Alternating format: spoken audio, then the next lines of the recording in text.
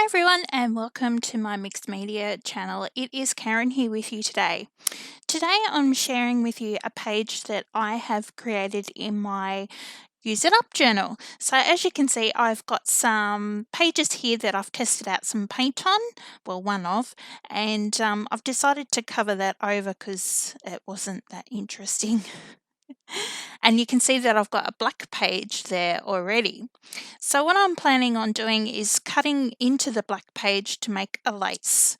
So what I've done there is I've just covered over those paint testing bits that I did with some Art by Marlene collage papers.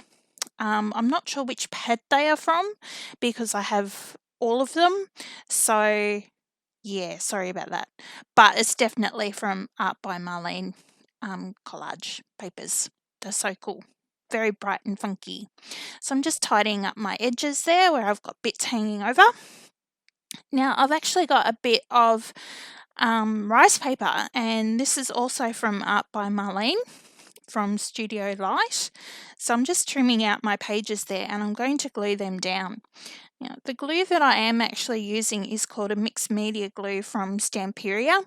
My jar is almost empty, so that's how come I'm using it up on this page.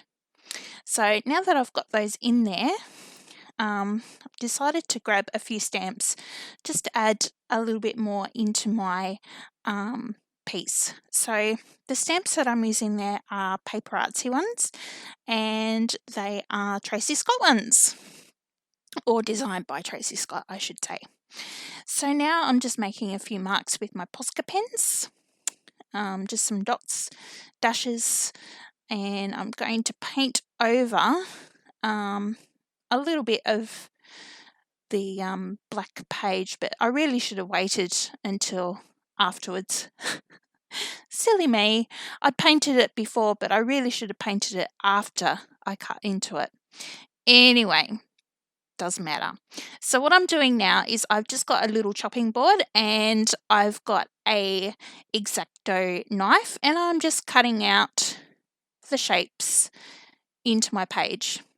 Now, the most important thing to remember is when you're cutting into your page is to make sure that your blade is nice and sharp. Unfortunately, mine isn't. So this took me a really long time to do.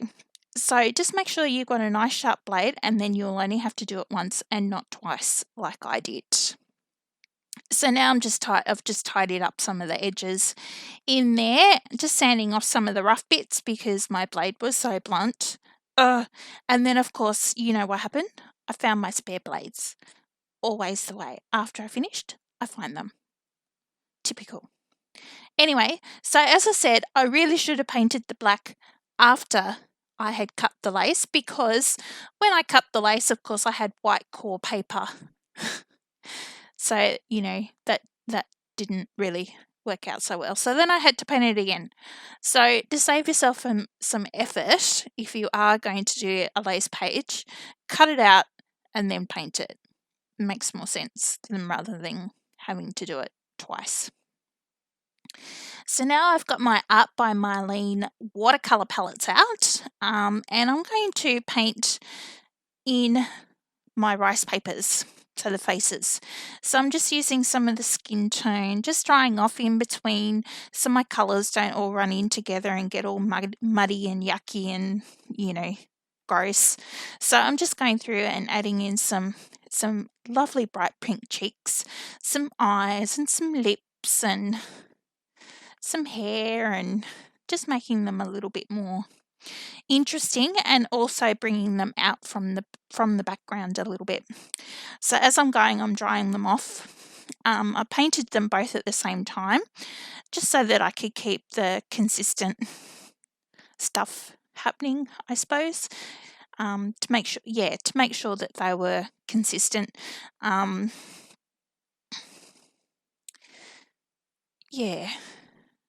Oh, words are hard. So now I've just got my Poscas, and I'll just put in some highlights onto the bridge of the nose and around the cheeks and stuff. And I've also got out these brand new pencils. These are called Lyra Giants.